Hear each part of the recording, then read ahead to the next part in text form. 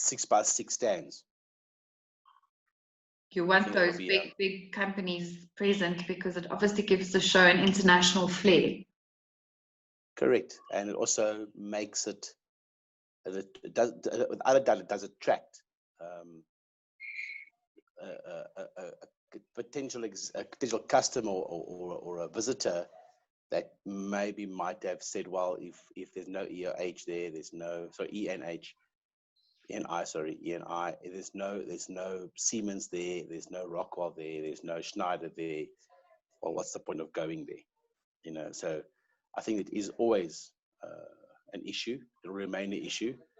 So the reason why they're not coming, I do not know. I don't understand their reasoning behind it again. I don't know why they weren't going to come. It makes no sense to me. I know they said they're not going to the electromining show as not their core business. But I was under the impression that they were coming to the AAF, by the way. Are you talking about Endresen-Hauser? Yeah, Endresen-Hauser. Yeah. So, yeah, going back to Endresen-Hauser, I had that experience, I think it was probably 2013, 2011, so quite some time ago when the show was still at Nasrec. And they suddenly pulled out of the show completely. And it was such a big problem for me at the time because I had a lot of other companies that then pulled out, asked for deposits back, or just said, sorry, we're not taking a chance. Only for Endresen-Hauser, I did have Siemens on board and I had some of the other big ones on board, but Endresen-Hauser seems to be that company that everybody's asking for. And if they're not there, it was a big problem for me at the time. In the end, we negotiated a deal where they took a 9 square meter space from us. I don't know if you remember that show, and they just had a coffee set up there, but at least I could get their name on the list, and that was some kind of a savior for me.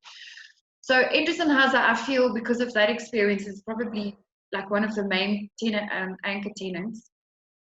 The others come and go. You know, Rockwell's not always been at the event. They kind of They're the worst guys. They got their university sometime that clashes with us, and then they don't do it, and that's right. And they come again. It's always been a bonus when Rockwell's joined, and I think this last event was one of those bonus years. I think they were there. Yeah. Schneider. Siemens had a nice stand. Yes. I enjoyed Siemens' stand. They were nice. But although I didn't see, because we were right next to them, by the way, and when I'm on a Siemens stand in Germany, for example, SPS, that stand is so full you cannot even move around it. It's actually quite uncomfortable to be on their stand at SPS. Yes, that's true. Yeah, I mean they have that whole hall and it's still packed. Yeah, it's just absolutely. I was there last year when I was on the show, and I found it to be very, very uncomfortable on that stand because it's just too many people. Yeah. Yet in South Africa, I was quite surprised, thinking back, that they were busy at times, but they were not as busy as I would say I think they could have been, as if you look at the German, where they're strong in Germany. I mean, Rockwell, the last show, I also went past them a few times. They went close to me, and I thought that they were also not as busy as they could have been, maybe as well. So I don't know. I don't know. If they were as a drawing card as they could have been. I did tell you that ENH, their stand was busy. Those boys were busy. I mean, when I went past their stand, they were always doing something. They were always very busy, those guys. So that is an interesting saying. Is ENH bigger than a Siemens or Rockwell drawing card? As in a draw card, yeah. I think they're probably pretty much on par, except that if I may say so, and I mean, obviously this is between you and I, that Endresen-Hauser makes a very big effort when they do attend an event. Their staff are always all in it. They have meetings about the event. They treat it like a proper platform. And so that shows. And they bring their clients through. They treat them, they entertain them. Whereas some of the other exhibitors we've mentioned just now, you know, it's kind of like, oh gosh, the show is coming up in 2 weeks' time. What are we doing about it? So, yeah, there's a little bit of that. Siemens I think, is still yeah. on the cards, and I do believe in my heart that they will be there. They always sign late, but they do like the show, and they probably will come back, as would Schneider, I'm sure. Yeah. So I mean, I think, yeah. So I would really ask them why they're not coming. I mean, it makes no sense them not doing, especially they would have had no shows now for all of this year, nothing, zero, no road shows, no in-house shows, no exhibits this year on anything, because everything's closed at the moment. So I know that AAF is probably our first industry show coming up for 2 years. It'll be our first show for 2 years, because electro mining is not going to happen next year. It's going to happen the year after, because they try to pull it forward by electro mining. They try to pull it forward by a year. First, they try to push it out by a couple of months. Yes. Furthest they're going to do it. Then they said, no, we'll push it out. Then they said, okay, what we'll do is we'll push it into next year. Then we said to him, but look, what's the point here now? We already got if you're not going to get us to your show, we're not going to do 2 shows in the same. I just someone's on me in a meeting. In sorry. So Rob, how recently did electromining let you, as an industry, know that they are going back into 2022? As far as I remember, they were going into last month. Really? Last month, yeah. Last month they told us, yeah. So they confirmed with you that their cycle is back in 2022 again. Back to 2022, yeah. And they gave us some options around payment terms and cancellations. You can cancel, get your money back, your deposit back, but then you will be lumped with the new fees or the new rates for 2022, or you can leave your money with them and you'll then keep, I think, the existing rates. I think something like that happened. There's a bit of a give and take over there, but anyway, it is going to be an interesting time. Okay, I've seen some exhibits happening overseas now. I've seen some exhibits happening in Taiwan, which was allegedly COVID clear already quite quickly. Then we had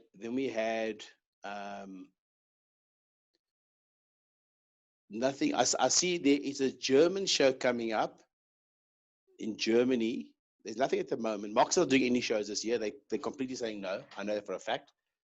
But I know that there's a German show coming up, which I'd like to go to. This year still? In November. Oh, wow. In November. I'm hoping to go to it in Germany. Something I want to go to. Not SPS that you're talking about? No, it's not SPS. No, not SPS at all. It's got nothing to do with the industry at all. Okay. So, Rob, then, the question is... But I don't know if it's going to be... It say it's going ahead, but come a second wave in Europe, that thing's gone, eh?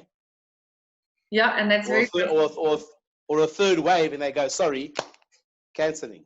Yeah. But I've noticed quite interesting around the show in Taiwan, for your sake, to know. I thought it was I looked at the show pictures, and very interesting. The stands were not as big as they were previously, so the guys sit downside their stands a bit. And I noticed that they didn't put any carpets down in the aisles. Oh wow! Okay. I thought that was.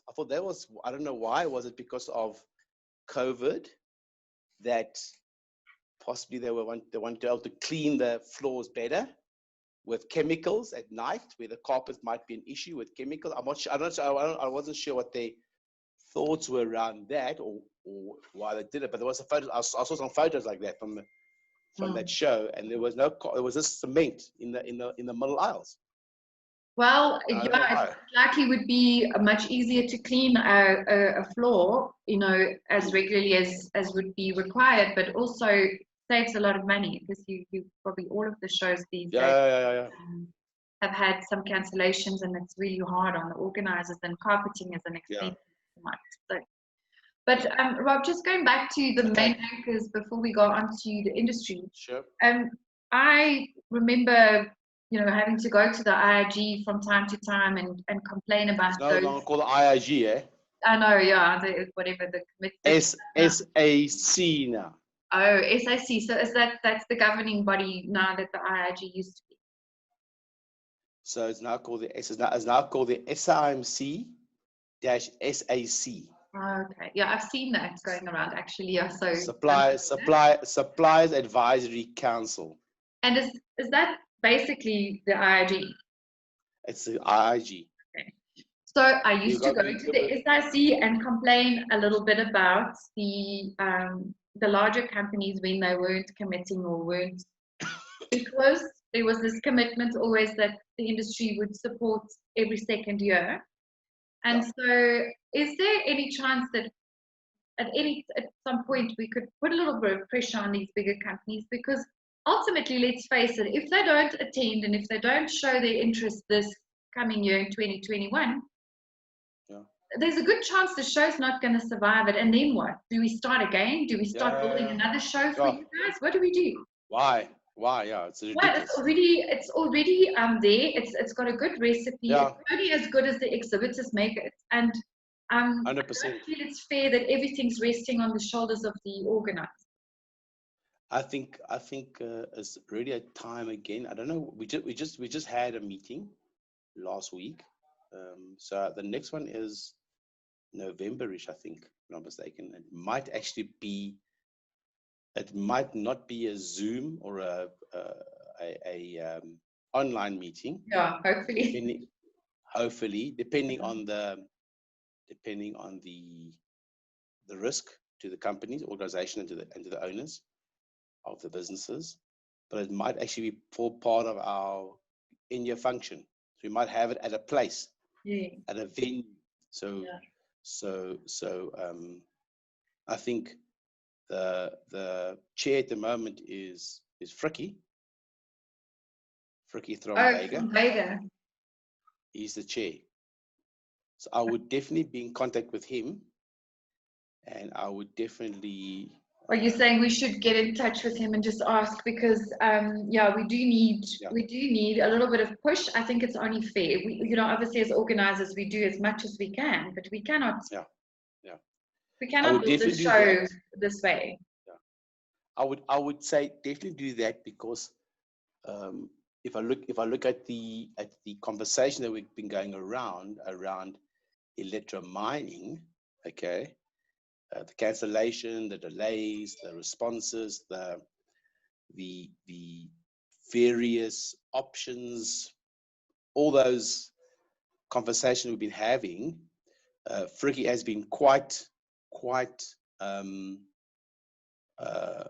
want to say Frikkie has been very proactive around them, okay, around the communications with electromining.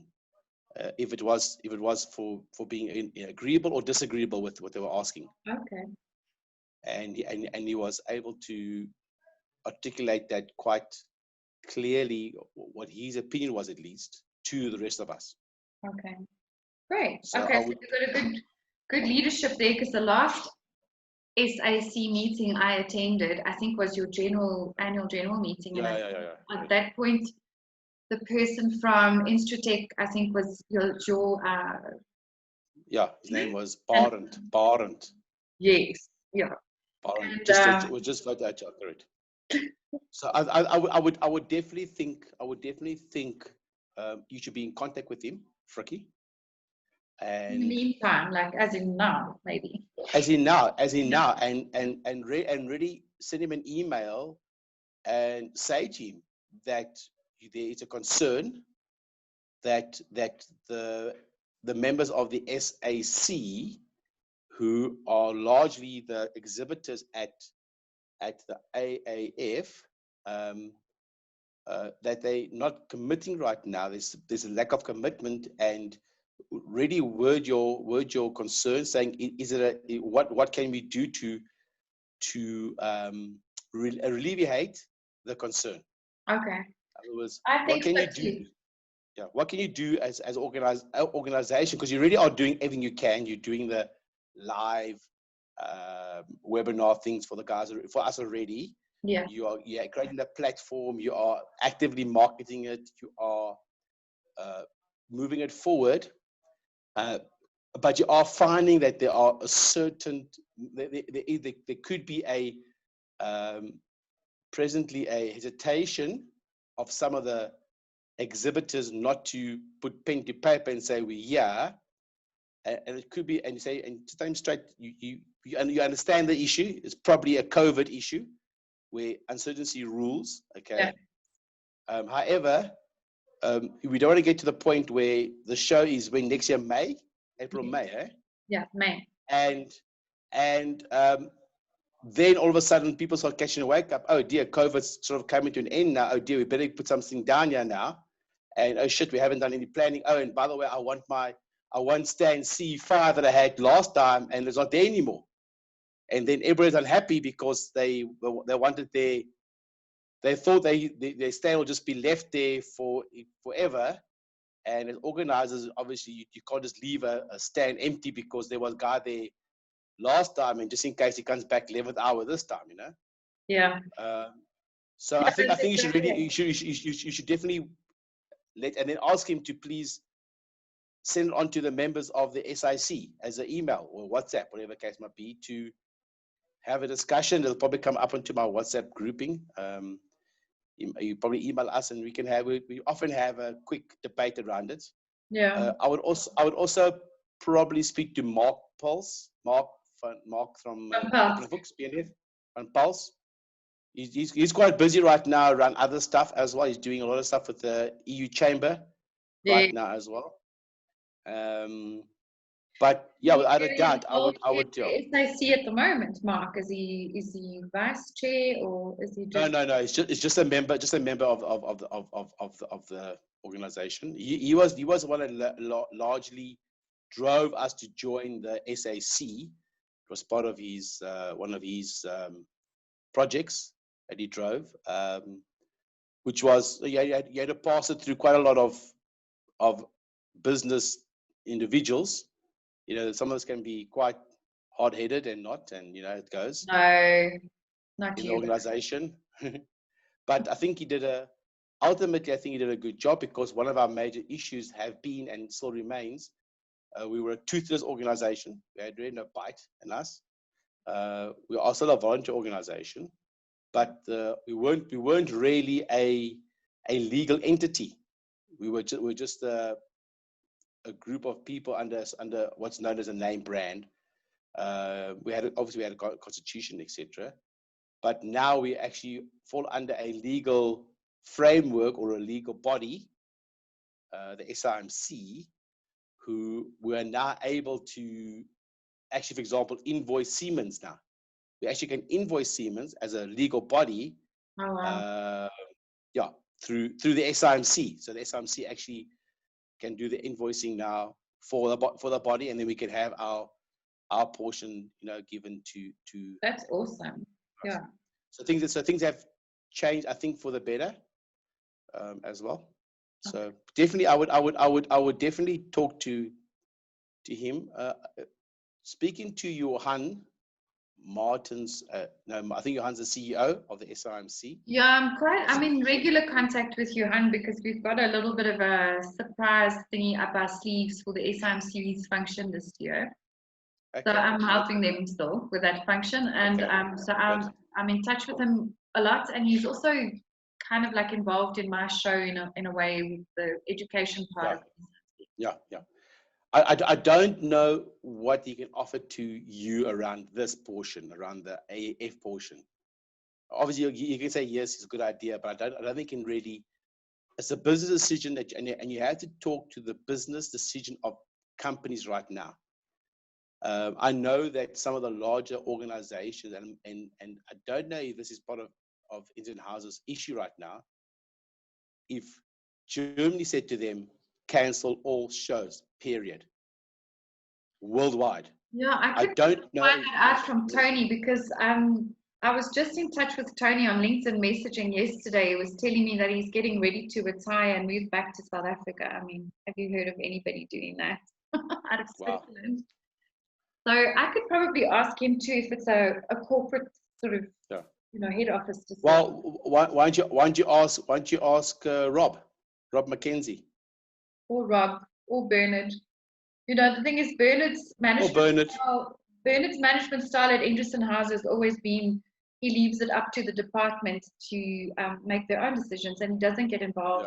Yeah. I've had previously an experience like that, but yeah, it might just be that it's a head office thing, and and then we could justify it that way to the other. Correct.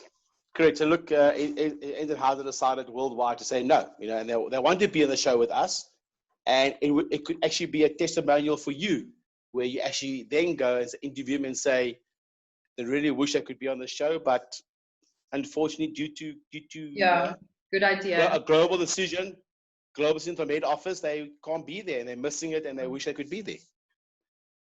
Thanks, Rob, for that advice, because we haven't even started talking about what I wanted to ask you.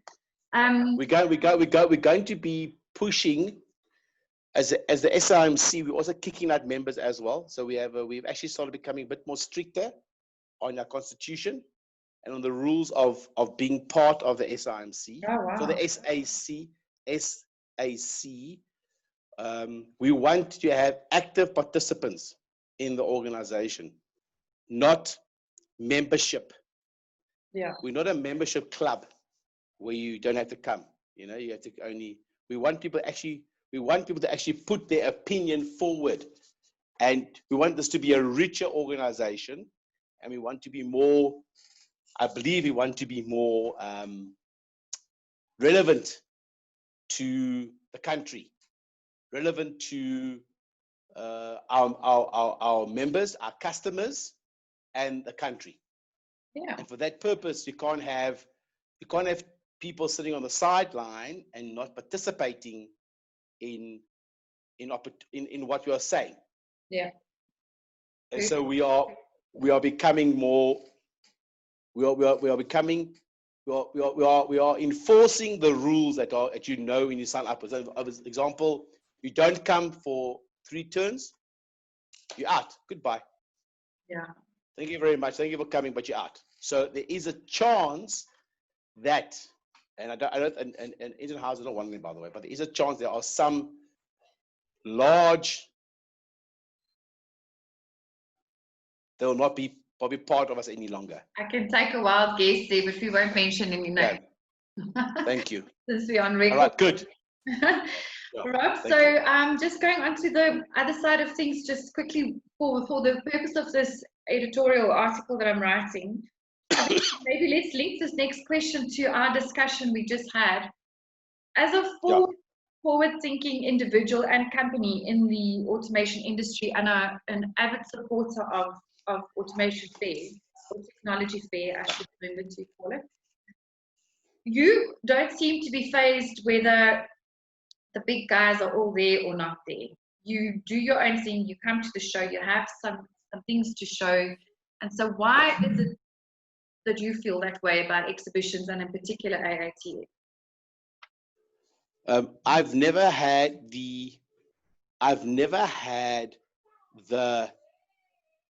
understanding or the mental retardedness of some exhibitors that feel that they only go to a show to try and steal your competitor's customer.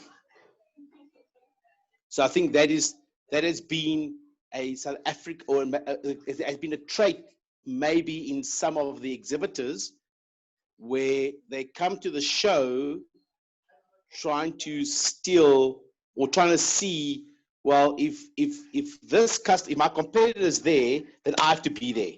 Understand? Yeah. Because I want to get he's going to do all the work for me.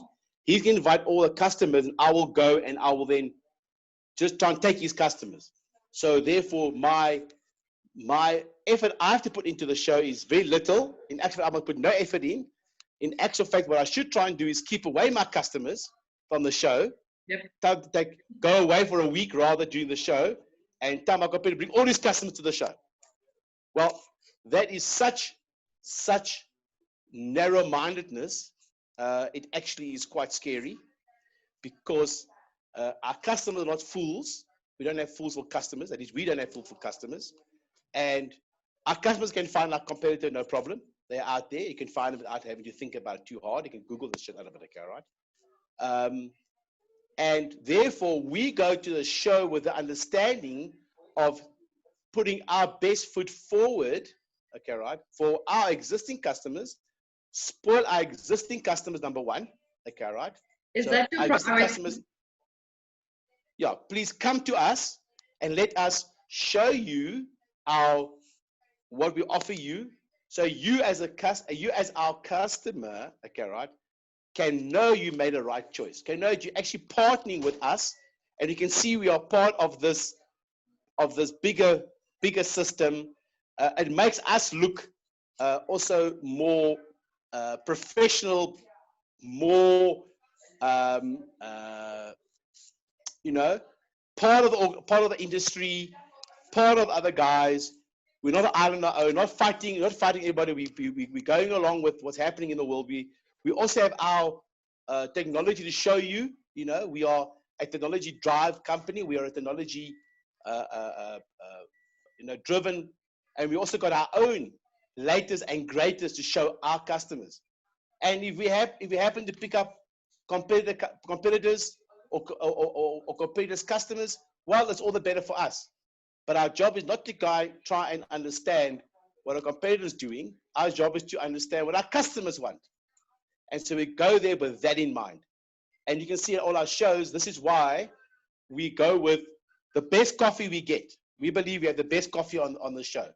We give the best popcorn on the show because we're the best company to partner with. And we actually give a lot of coffee to other exhibitors for some reason. I've seen that happen. We do.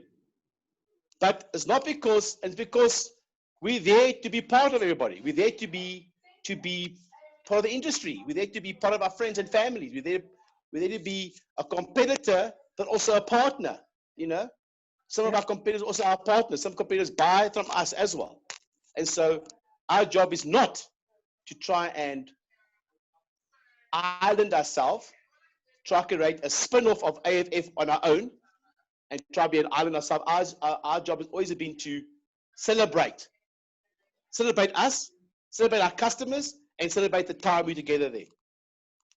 I think that's just put it a whole different spin on things, Rob. It's true. It's actually a celebration of the industry, whether it's good times or bad times, and partnering. And I think a lot of companies don't really get that about business-to-business events. So would that be your sort of advice to the smaller companies, or those sitting on the fence, or those just wondering if they should or shouldn't be there?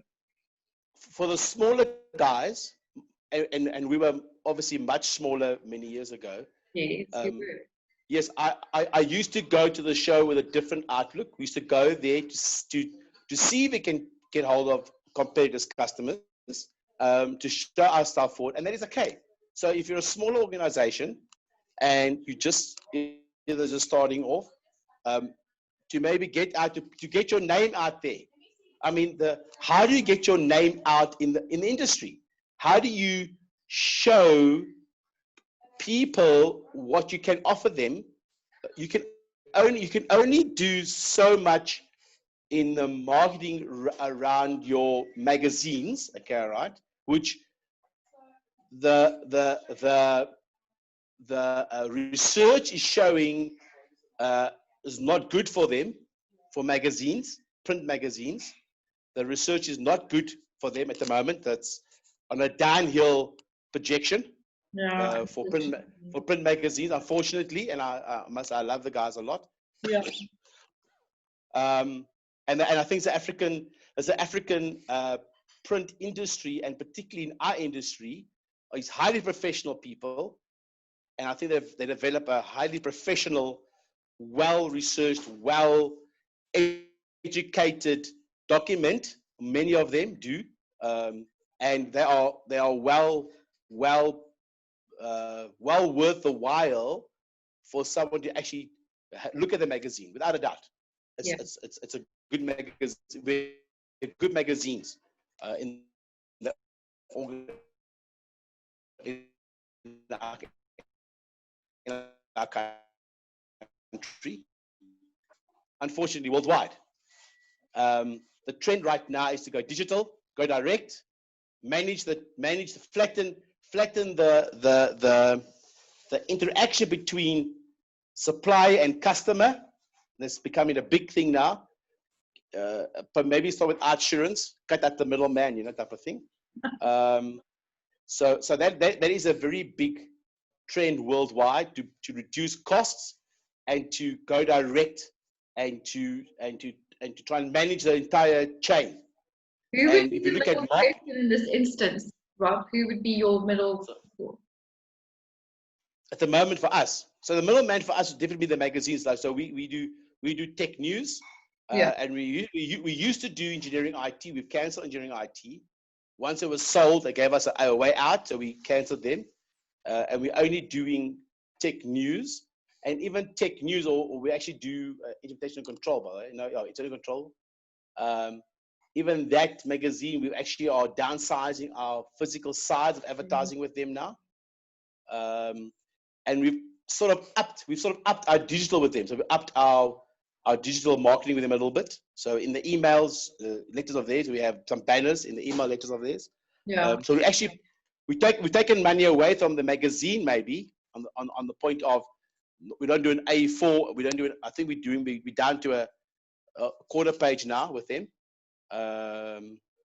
Well, maybe a half page. I'm not sure. But I know we're not doing it instead of the online sort of. Correct. Okay, we moved that money to somewhere else with them a little bit. So we moved the money into the digital platform with them, and we also took that money. So we also took some of that money, and we actually moved it into our own in-house digital platform. So we actually said, by paying you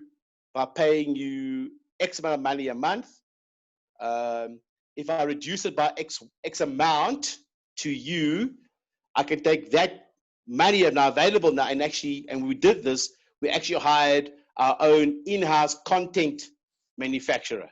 Yeah. So we have a really yeah good move. Yeah. Because we wanted to go into digital marketing properly. If you know RJ, we hate doing things half. Okay, we want to do things that are, when we do something, we want to do it to the best of our ability. Yeah. We don't have to do it like our large competitors. That's something different. Okay, we're not trying to mimic our large competitors or the large organization in the field. Okay, they've got million euros to start with. Yeah. We haven't got that kind of traction or that kind of money. But when we do it with what we've got, we want to use that to the utmost. Yeah. And so we hired our own content manufacturer, and we've gone quite heavily into digital. So LinkedIn, Facebook, and Facebook is a problem because it's a personal thing, not a business thing. But we sold. So I promise, if you create content for LinkedIn, it's the same content going into Facebook. Yes. It's the same content going into Twitter. You're not recreating it 3 times for 3 different platforms. But we've now gone into our own YouTube channel, and we're creating our own YouTube content. Yeah, that's a really good platform for a company like yours. Yeah. Yeah, and also LinkedIn. We also find a good platform for us. So this is what we have done to continue to drive our message digitally to our customers now. So take that now to a show. How does a show fit into this? How does AAF fit into it? Well, what we are still finding, and maybe even now, and maybe we can even use this, during the COVID time, we spoke about it at length at the beginning, okay, right? Our salespeople are finding it harder and harder to be with customers. Yeah. Especially end customers, all right? To be with a middleman customer, or to be with a reseller or a system integrator, easier. The rules are probably a little bit easy to talk to them. They're much smaller organizations, and maybe they might have a 20 or 30 people organization or 10 people organization, and they might be working out of a house or working out of a small business. And you can talk to your rep, you can talk to your contact person, go and see him quite easily, okay, right? But trying to go into the mines, for example, very difficult. Difficult to do the mines right now because they want clearances. They want, well, actually, in fact, they don't want you there unless there's a reason for it. And the reason can't be, I come to show you something in sales. That's not a reason for that. That won't go down. You're not coming to, sorry, you can't get permission. I've got a fridge magnet for you. Let me Correct. You know, I want to show you the next thing. No, sorry, you can't come. You know, so and also I think even Zoom meetings have become sort of run its initial wonderful course. It's becoming a problem for customers now. I think we still do Zoom meetings, but less and less are being happening. Guys are either busy, becoming busier on site, less people, also sort of the COVID issue for them as well. Finding it a bit more harder to get hold of them. And also the problem is, like you said, salespeople are people, and they want to be with people. They want to be with their customers and touch and feel their customers and get the feeling with how the customer is doing and what's happening on site. And they are finding it quite challenging to do that in this environment. So a show comes along, AFF comes along next year. If all goes well, we'll be at level 1. There won't be a second or third wave.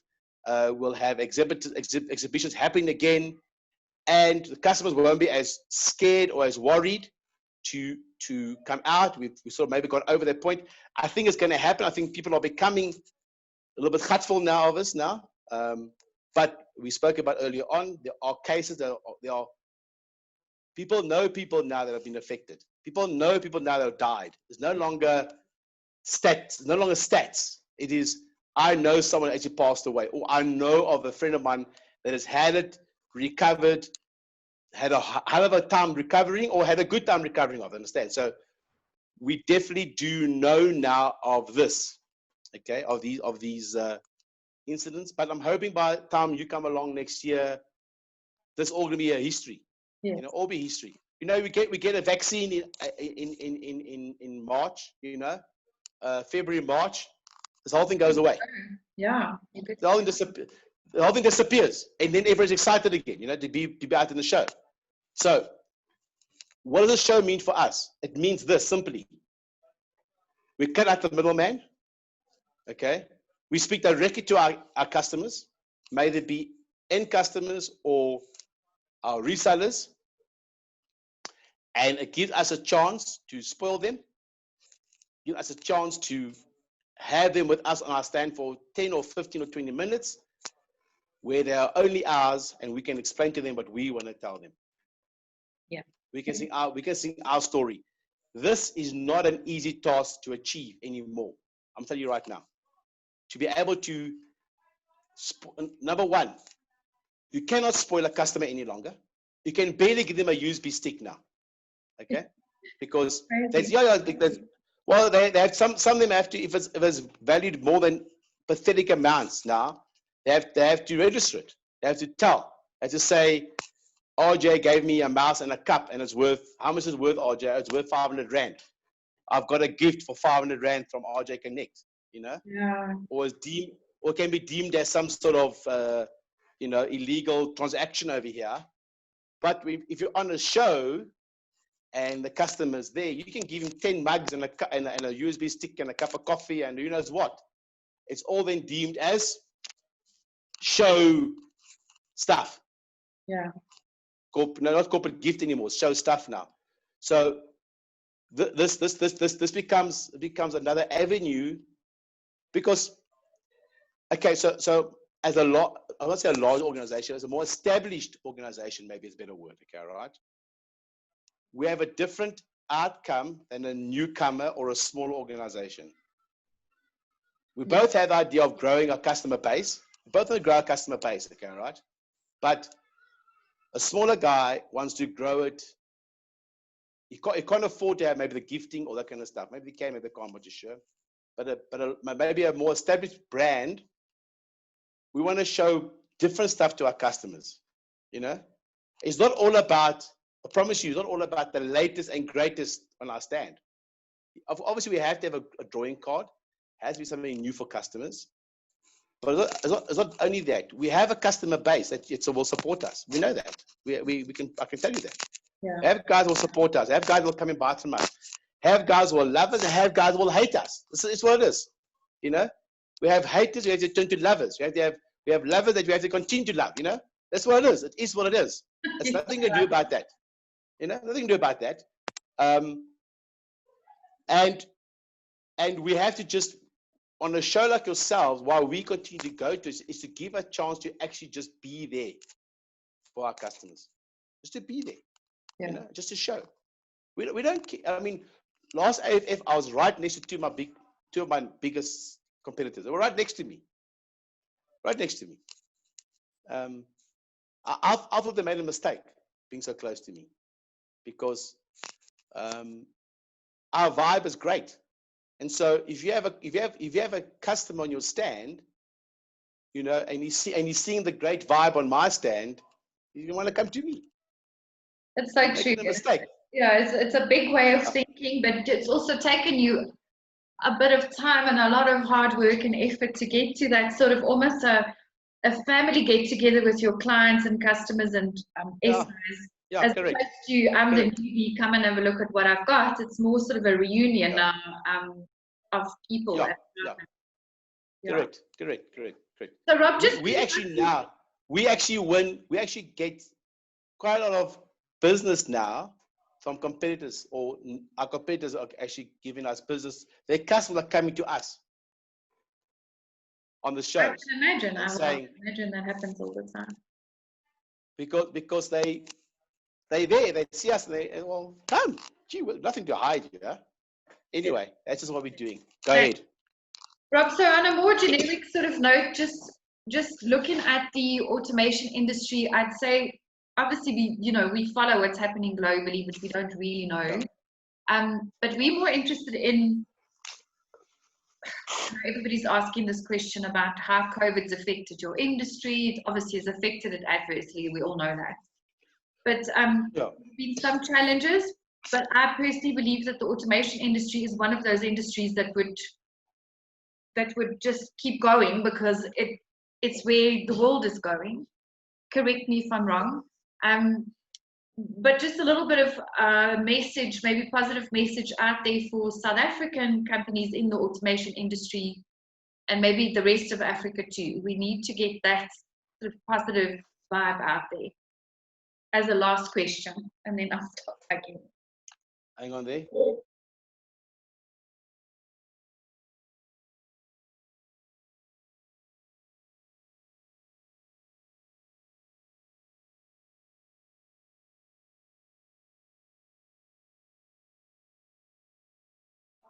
Sorry, my daughter. No shame. It was happening in our life. Okay. The industry as a whole. So it's a mixed bag. It's a mixed bag, I think, out there at the moment. I think for the newbies, hard times for the new boys. Because to penetrate the market at the best of time is difficult. Yeah. This industry is not known to be kind to newcomers. Not at all. This is the reason for this is relationships are built over many years. 1. Yeah. 2, trust is earned over many years. Okay. And 3, products are trusted and reliably tested and verified over many years as well. Yes. So you don't just walk in with a new product, no matter how good you believe it is, and say, look guys, I've now got a new flavor of ice cream. It's the best flavor ever. You know, it's the flavor of every flavor. So whatever you want the flavor to be, that's the flavor. You lick it, and if you believe you're licking vanilla, it tastes like vanilla. Wouldn't that be amazing? Understand? That would be amazing, wouldn't it? Eh? Yes, I want one. Correct. You all want one, but guess what? The industry will say, no ways, we don't believe you. Yeah. You see, that's the problem. The industry will say, no, we don't believe you. The industry will say, you need to prove, you need to be proven, you need to have a track record, you need to be installed, you need to be, where's it been used? Tell us where it's been going. I'm not going to be your guinea pig. I'm not going to lick your vanilla and it tastes like dog shit. Okay. All right. You are being recorded. That's so funny. Okay. So that is our industry. That's our industry. Our industry is conservative at the best of times. Conservative people, because we should understand why. Because they rely on our products to keep the organizations working and running. We are a crucial gear in their production system, in their making money, ultimately make money. They use our equipment, whatever we're installing, the transistors, the transceivers, the drives, the PLCs, the switches, whatever they're installing in their multi-million, multi-billion rand complexes or factories, is for ultimately to make money on the other side, get out some sort of product, okay, make money for our customers, our owners, the businesses. And so therefore, our customers that are installing our products need to be very sure that they're not installing the wrong flavor of ice cream. Yeah. But are and they so for a newbie, for obviously, yes, like you've got your existing clients, you're obviously looking for new business, but is the industry buying? Is it moving? Is it still moving, and is it still positive? And are you still seeing business happening? So the industry right now, like I said, is strange. One of our concerns was, so when we had April bad month, I think we all had a 12 month in April. Okay, April just was a write-off, was dead. We came back. We were busy in April, so we came back in May, and we said, well, what's happening? What's happening? All right. The question was, I asked my salespeople, I need to know. Orders we're getting, orders in our books, orders were coming, was about to be placed, and were delayed. Is that pre-COVID orders that are just continuing now? The budget was created already, the budget's there, they've got X amount of millions to spend, and they're spending it. All right, they're going to spend it anyway. That was the first question. The second question I asked is, what's happening to new budgets? Are our customers getting new budgets coming through? Say, well, guys, we need to continue with our long-term plan for our industry. And the third is, are they busy reallocating any budgets? So they're taking budgets that have been already approved and saying, well, we're not going to do a new project. We're going to use it for maintenance, or we're going to use it for COVID relief, or we're going to take the money out of this department and put it into maintenance and not into new projects. Okay. So I can tell you that I'm not sure yet. It seems as if there was definitely that money was allocated already, projects were delayed, and the orders came through. I also have seen some new orders coming through we weren't expecting, also came through. But I've also had 2 projects cancelled on me, dead. Cancelled. And the project were Rob, if I may ask, which industries are those in? Are they from a specific industry, or is it just the cancel one? Yeah. So the cancel one was very strange. I mean, I understand the customer completely. It came out of a game farm. Game farm in Botswana. They just said all our visitors, our United States visitors are not coming. We have got 0 customers. We had to cancel the project. Very sad of him. Tourism-related cancellation. Yeah. 100%. So he was dead. The mining industry. In actual fact, we are now seeing some nice new orders coming through.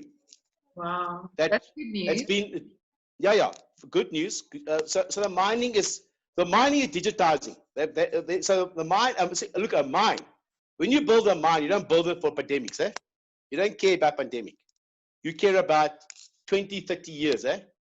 Understand, of a life of a mine.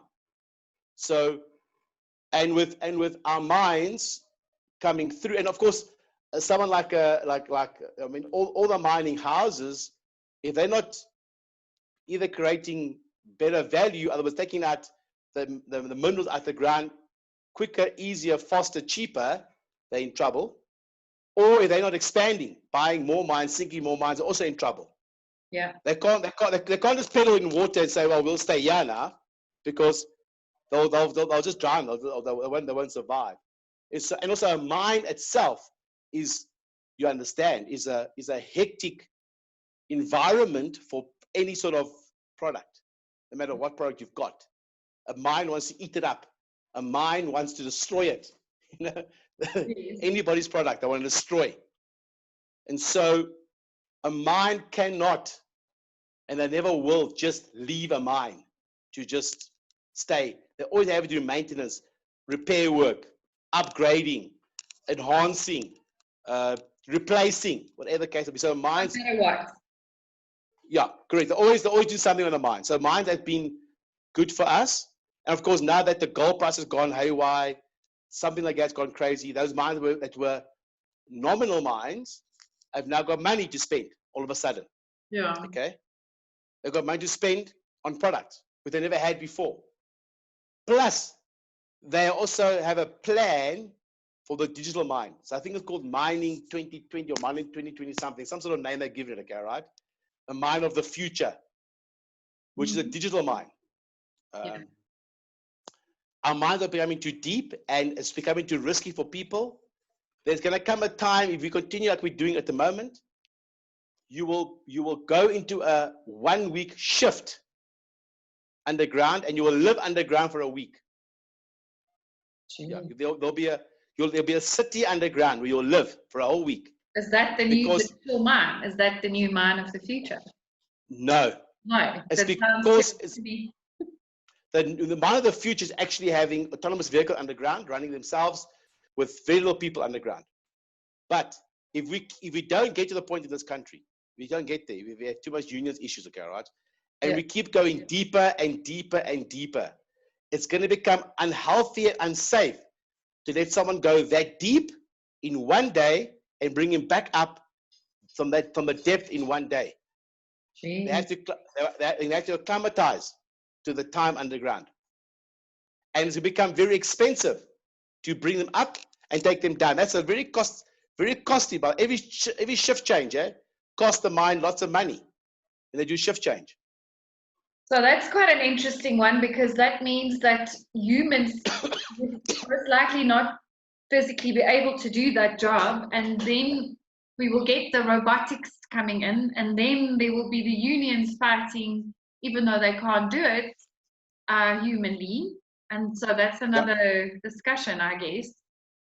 Correct. So so mines will always, they might go up and down with the fluctuation in price or value of the material, blah blah blah blah.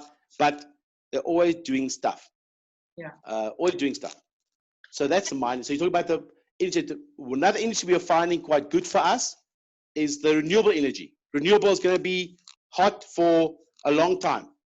Solar and wind has to be hot. No choice. Worldwide, it's the worldwide trend. Yeah. Never going to go away. Not until the entire Karoo is full of mirrors or solar panels. Yeah. When you fly over the Karoo and you have to wear glasses because there's so much reflection on the ground, then you know. Okay, now is enough now. That would be a wonderful day. Rob, just going to the food and bev industry, and obviously particularly SA breweries and the likes. How has that affected? So we are not that strong in SA brewery, by the way, not at all. Obviously, with the lockdown for them and not selling beer must have been terrible for them as an organization. By the way, that must be terrible. And for your industry in general. So I think that's when we start talking to other suppliers that are heavier involved in that industry, and they say the words like they are battling. It's tough for them. So it was maybe almost a key account, a key client, someone that they serviced and served, and suddenly there's nothing happening. So it's like sort of putting most of your eggs in that basket, and then yeah. So for those guys, for example, for water for us, so water and wastewater, never going to go away. Can't go away. Rain and water will keep on having to do new plants. Water will have to keep on doing new sewage works. Joburg Water will keep having to also create new sewage works and upgrade their plants. Why? Because people are being born every day. Still being born, people are expanding. Government has to give people water, etc., etc., etc., and also make sewage go away. So these organizations, so water, wastewater, and people that serving that industry are doing well still. Great. Then Rob, I just want to touch on Africa, the rest of Africa for a small while. We've obviously always, in my day, battled to get these African buyers to come to or to make sure fair. It's an ongoing thing. I know Reed Exhibitions is a lot stronger in that field than I ever was, and they are constantly looking for buyers and trying to get them here and getting sponsors to get them across. How do you feel about that? Is South Africa still the hub? So is it still the place that they would come to if we ignored all of the COVID implications? And what do you think we could do better to get them here? Or is it literally just a matter of flogging every year from scratch to ask them to come to the show? We've just never really managed to get that one quite right.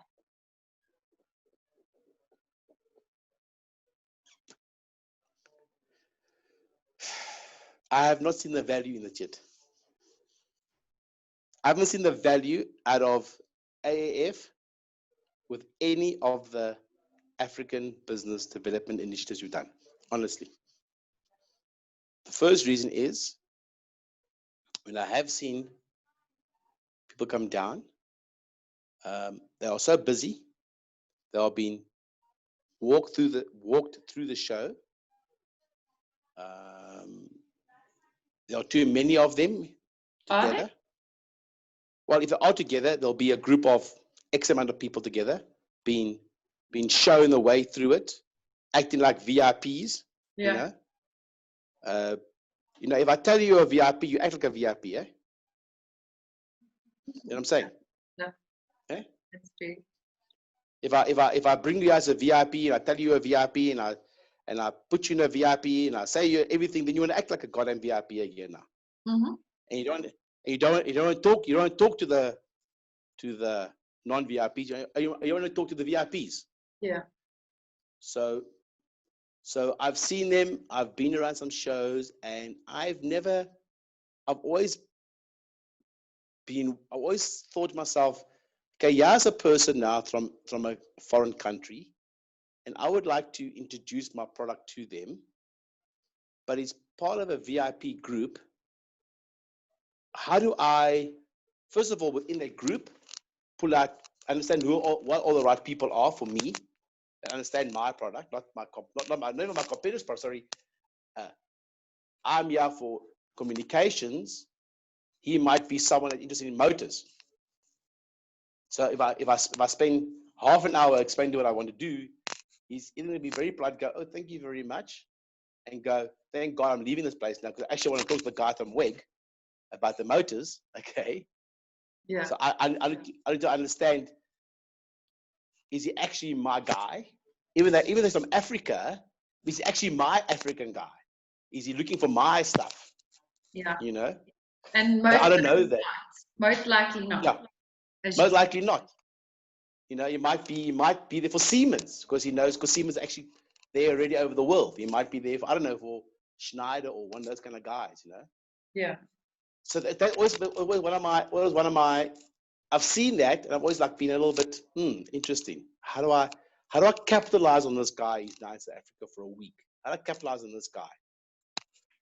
Yeah. So that for me was definitely an issue. I don't know how to fix that yet. Yeah, I don't either. I've been thinking about it. I would do. If you want to do something, if you really get a list of VIP buyers together, honestly, and you want to attract some exhibitors, okay, you should have a day before. When you're paying for these guys to come here, eh? They're not coming for free. Yes. You are paying.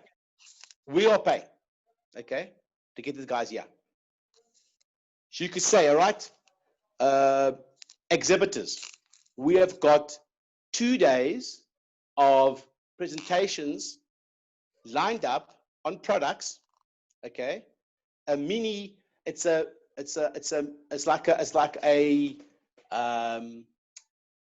a Wonderwear conference, okay, where there's a show happening, but happens before the show. The show's only 3 days long, eh? Yeah. The show is long. But we don't, and it's not technology driven. It's not a technology driven show. It's not about come to I don't know, IoT exhibit, and we talk about IoT. Okay, this is a we have paid for you guys to come here. Okay, there are 3 tracks of presentations. Okay, there's a track on Y, on Z, and on X. Okay, right. You choose your track, and for 2 days before the show, okay, right, you will sit in presentations, sales presentations, by the way. Okay, Yes. that exhibitors will buy into. Okay, and you have to be an exhibitor to buy into this thing. Okay, and the exhibitors can then have and only for buyers, for the African buyers, if you can get some South African VIP buyers in there, if you get a chance, why not? If it is possible.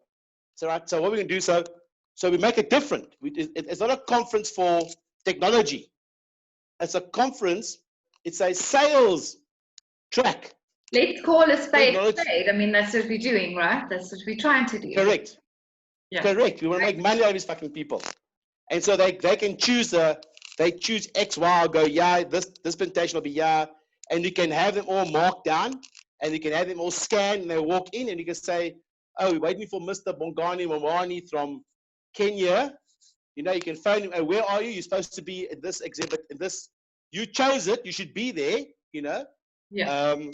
Or if it's not there, then you can say, well, we're not going to invite you back again because you fucking disappeared to Santon to go shopping, and you're supposed to be here, so you are gone, buddy. You don't come back again. You are blacklisted or whatever you want to do to it. You won't be invited again. Yeah. Correct. But what it does is it gives us 1 or 2 days, depending on what sort of traction you got over us, okay, right? To have them in rooms now where we are telling what we can do. They're also choosing what makes sense to them to do, okay, right? And then we can see them on the show. Then you've already kind of established a relationship. Rapport. Yes. So come and visit your coffee, have your coffee and your vanilla ice cream. Yes. Correct. Now we have all the coffee and vanilla and the popcorn, and you can say, how's it? Are you sure? Yes, I saw you at that presentation. Show me what you're talking about. Show me now, maybe show me the product now. I'm interested in more of the product now. That makes sense, Rob. I like that idea. I really do. And I think that exhibitors will like, because they know now, they've got these guys from Africa. They're able to have a half an hour presentation with them. It doesn't be an hour long, boring thing, okay, right? It can be 25 minutes presentation, 5 minutes answering questions. That's it, done, you know? And then they move out, they move in, they move around, whatever the case might be.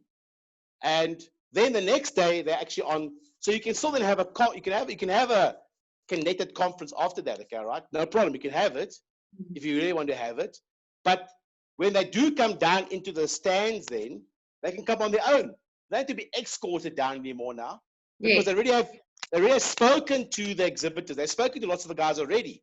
Yeah. You've given some business cards to the guys already, you know. And you said, come down and come and see me on the stand over here. Let's have a lunch together. Let's go for lunch in the VIP lunch area during lunchtime, and we can talk about this more. You know, if you want more information on my product or on who we are. That becomes a more interaction thing now for us. I love that idea, and I think I would definitely speak to Carol and to Chardonnay about that.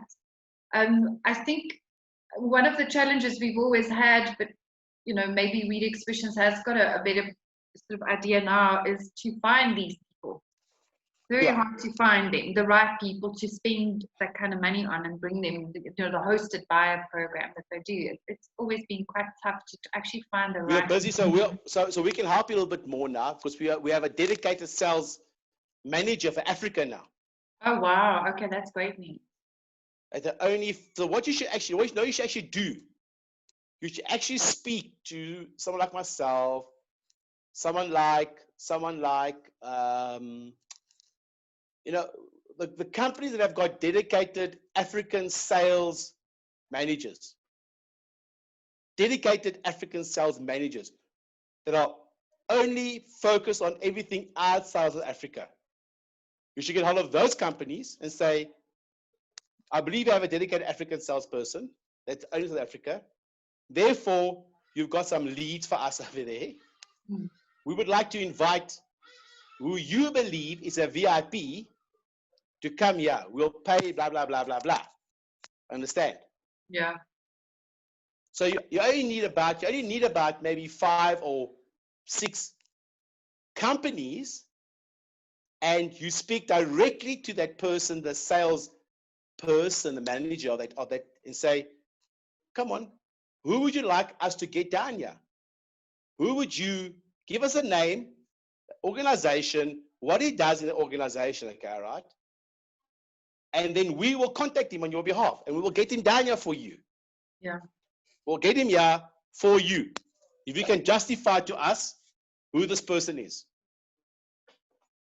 Like a buyer from, there's a buyer at the moment we are busy with at Shell in Nigeria. We are busy with another buyer at the moment, another engineer, from Abura, I think it is called, Abruka Cement, which is the equivalent of PPC cement in Nigeria. You see? Yeah. Those are the kind of guys you want to get down here, you see? Those are the kind of guys you want to get into. A big mine in DRC, some of the big new mines, maybe the chief engineer, the chief electrical engineer in the big mines in DRC. A lot of big mines in DRC at the moment, eh? Yeah, I believe so. Rob, so I think just my very last question is, and it's probably how long is a piece of string kind of question, but could you guess how many visitors percentage-wise? I don't remember the numbers for 2019, but let's just say there were 4,000 visitors. How many of those do you think would return in May in person versus the virtual event that we'd have to put up alongside it, obviously to give people that option, that sort of hybrid situation? Do you think that we would get the same people back, or do you think, let's just say that there's no new wave and there might or might not be a vaccine before then? But no new wave. Visitors are asking, how many people are we expecting? And it's so hard to answer them. I mean, we don't know as well as you do. I would think between 3,500 and 4,500 people. That's my guess. We'll get. So you wouldn't think it would affect the visitors' numbers too much? It should be about 25% down. Down. Should be 25. In my mind as well. 25%. You should be about 25% down. But we could accommodate those on a virtual, on a hybrid sort of situation where, they would link in and they would count as a visitor because they'd be able to see you, they'd be able to make appointments with you, they could chat with you live, so obviously. I could tell you, see, the issue is around this number, okay, and it's always a very interesting debate. Yes, you don't want to have exhibitors standing around doing nothing all day long. But I can tell you, and I've asked this question many times, okay, we have only got about 8 or 10 people on our stand at any one time, maybe a bit less, okay, right? I asked the question from our salespeople. How many people can you realistically handle per hour? Realistically. Yeah. Properly. Have a conversation. Understand what his needs are. Decide if he's a bullshitter or not a bullshitter. Decide if he's here to just kick tires or if he's here to actually get something going with you. You know? So that's a question. And I don't believe, I think this is a question that African companies, exhibitors should actually ask themselves. Okay? Yeah. I think we go with this, we want 10,000 people coming through the door. But I can tell you right now, if you bring in 7,000 people through that door, okay, right, we will not enjoy that show. It'll be a fucking mess. It'll be a mess. I'm sorry. It'll be a mess.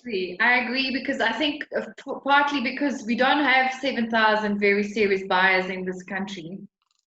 That have the kind of seniority that you're after. And secondly, you want to be able to spend good time with every person that comes on. So you kind of like want to spread it across. Last show, I think that the advisory committee pushed quite hard for the show hours to be extended. I personally did not agree with that. Not sure if it worked for you or didn't, but I feel like you're then creating an hour in the morning or an hour in the afternoon where there is nothing happening on the floor, and that then becomes a quiet show when it wasn't really a quiet show. It was just quiet in those extended hours. So maybe that's another thing we could think of. But I mean, that's great. Thanks, because I also, in my mind, between 25 and 30% of people may not be there, just depending on the situation at the time. We may have all forgotten about COVID by then, hopefully. But well, you should maybe you should send out a survey to all exhibitors. You got the list. No, sorry, not to all the visitors that came through. Ask them the question. Would you? I would just ask a question like now.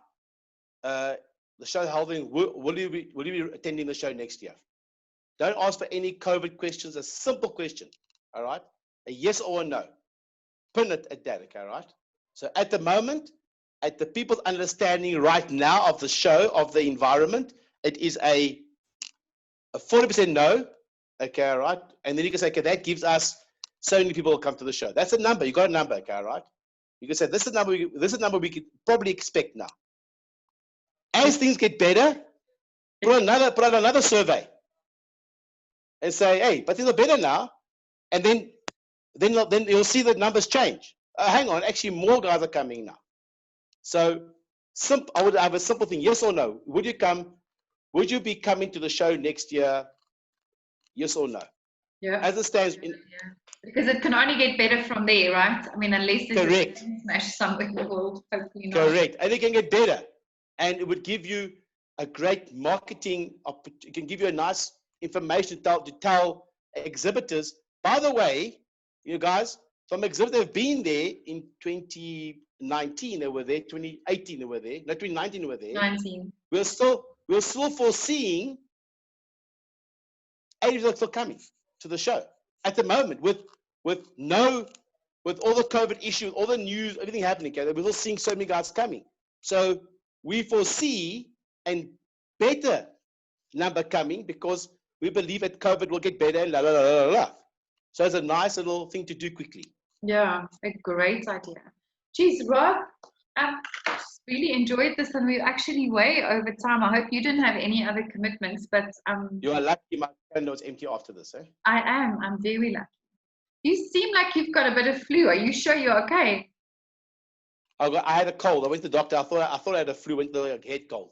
Head cold. Head cold. Yeah, I also get that. That's why I freak out a little bit. Shame. Yeah, and it sticks around. Unfortunately, my colds stick around for a bit longer. So yeah, and you've been cycling a lot, which doesn't always help when you have a head cold. Hey? Yeah, it doesn't. Yeah. Away from that. I was panicking. I'm becoming a panic freak. I'm becoming a panic freak now. I've been what's a chondriac it's called, eh? Oh really? Because I can't imagine being like that. I've now got a sore throat. Oh. I'm gonna get over it now. All like that. I think just a little cough from someone in the house and we all scatter. COVID cough. The old famous COVID cough, eh? Rob, thank you so much for your time. I really enjoyed the chat, and I think that I feel a lot more positive, and we've got some ideas, and we're just going to run with it. We can't let the show, you know, be diminished by those that are just sort of maybe hiding behind COVID at the moment. I'm sure that it is a big thing, but you know, the show must go on, as they say, and we're just trying to do the best we can here as organized. Love it. Do it. Thank you, Rob. The show must go on. I look forward to the show. I really do. Yeah, we too. We are too, and I hope that next time you're in the area, you're gonna phone this side for a cup of coffee. I look forward to it. Okay. Thank you, Rob. You better stop the recording now, eh? Yes, I will. Thanks a lot. Cheers.